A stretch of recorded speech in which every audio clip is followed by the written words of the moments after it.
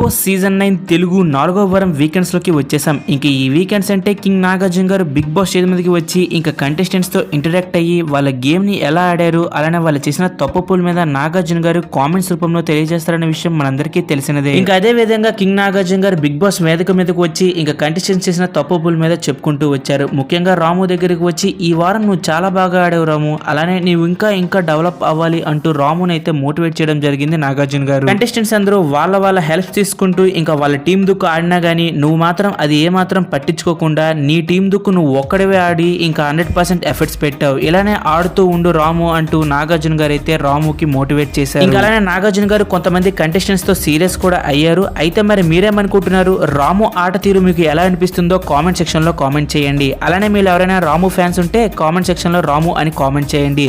ఇలాంటి big boss fantastic updates కోసం ఇప్పుడే మన ఛానల్ సబ్స్క్రైబ్ చేసుకొని పక్కనే ఉన్న బెల్ ఐకాన్ అయితే ఆన్లో పెట్టుకోండి. బిగ్ బాస్ ఫ్యాంటాస్టిక్ అప్డేట్స్ ఇప్పుడు వస్తూనే ఉంటాయి.